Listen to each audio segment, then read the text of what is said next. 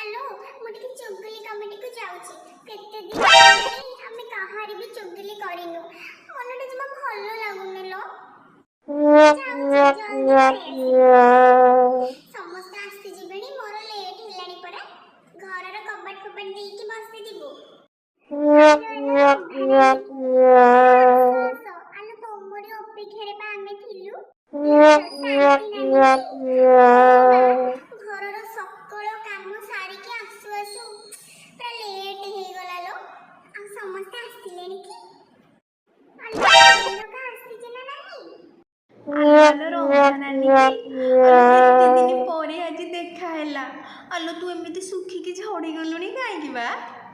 ସକାଳଠୁ ରାତି ଯାଏ ଯଦି ମଣିଷଟା ଖଟିବ ଶୁଖିଯିବନି ତ କଣ ହବ? କାହିଁକି ଲୋ ରମ୍ଭା ନାନୀ, ତୋ ବୋହୂ କୁଆଡ଼େ ଗଲା କି? ସେମାନେ ରାଜା ଘର ଝିଅ, ସେମାନେ କଣ ଖଟିବା ପାଇଁ ଆସିଛନ୍ତି? ସେମାନଙ୍କ କଥା କିଛି କହନା ଲୋ ମା। ରାଜା ଘର ଝିଅ, ସେମାନେ ରାଜକୁମାରୀ ଗୋଟେ ଗୋଟେ। ଆଲୋ ସେ ଉର୍ବଶୀ ନାନୀ ଗଲା କୁଆଡ଼େ? ବୁଢ଼ୀ ହେଇଗଲାଣି, ଆଉ ଚାଲି ପାରୁନଥିବ, ଆସିବ ବା କେମିତି?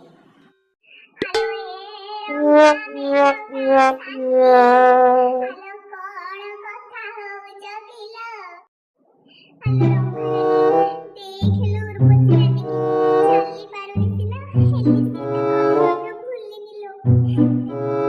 ତାକୁ ଦେଖିକି ମୋ ଆଖିରେ ପରା ଲୁହ ଆସି ଯାଉଛି। ଯେତେ ଯାହା ହେଲେ ଚୁଗୁଲି କମିଟିକୁ ଛାଡ଼ି କଣ ଆମେ ରହିପାରିବୁ? ତା ଘର ବିଷୟରେ ଟିକେ କଥା ନ ହେଲେ ମତେ ଭଲ ଲାଗେନି। ତ ସେଥିରୁ ଜଣେ ବଡ଼ କଳାକାର। ଦେଖ ଛୋଟେଇ ଛୋଟେଇ କେମିତି ଆସୁଛି।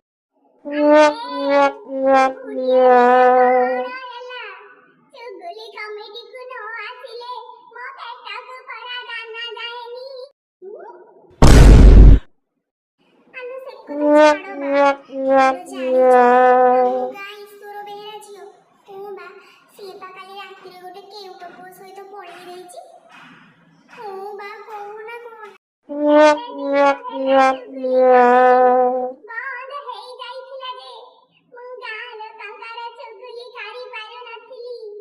ଚୁଗୁଲି କରିବାରେ ଯୋଉ ଶାନ୍ତି, ସେ ଶାନ୍ତି ଆଉ କଣ କୋଉଠି ଅଛି? ଆଲୋ ନାନୀ, ସେ କଥା କଣ କହୁଛୁ? ଆଲୋ ସେ ବାଙ୍ଗିରି ନାନୀ ବା, ହଁ ଆଲୋ ତା ପୁଅ ବା ଗୋଟେ ବ୍ରାହ୍ମଣ ଘର ଝିଅକୁ ନେଇ ଆସିଛି। ହଁ ବା। ଦିଲ୍ଲୀ ଘର ପୁଅଟା ଗୋଟେ ବ୍ରାହ୍ମଣ ଘର ଝିଅକୁ ନେଇ ଆସିଲା। ଘୋର କଳିଯୁଗ, ଘୋର କଳିଯୁଗ। ରାମ ରାମ ରାମ ରାମ ରାମ ରାମ ରାମ ରାମ ରାମ ରାମ ରାମ। ଜଲ୍ଦି କଳିଯୁଗଟା ଶେଷ ହେଇଯିବ ଲାଗିଲାଣି। କି ଯୁଗ ହେଲାଣି ଲୋ ମା। ତା ମାର କେତେ ଗର୍ବ ଥିଲା ତା ଝିଅକୁ ନେଇକି। ଛି ଛି, ଶେଷରେ କେଉଟା ଘର ପୁଅ ସହିତ ପଳେଇଲା। ଛି ଲୋ ଛି। ତୋ ପାଇଁ ଆଣିବିନି, ନେ ପାନ ଖଣ୍ଡେ ଆଣିଛି ତୋ ପାଇଁ।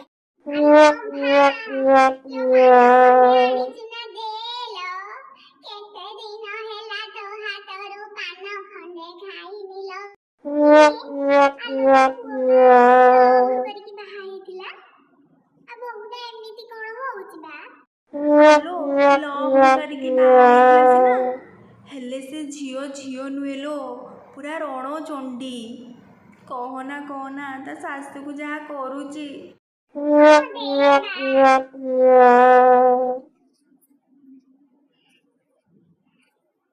ଆଲୋ ଜାଣିଛୁ ନା ଲୋ, ଆମ ଘର ପାଖରେ ଯୋଉ କମଳା ନାନୀ, ହଁ ଲୋ, ତା ବୋହୂ ତାକୁ ଯାହା ନିର୍ଯାତନା ଦଉଛି ମୋ ନିଜ ଆଖିରେ ଦେଖୁଛି ଲୋ, ନିଜ ଆଖିରେ ଦେଖୁଛି।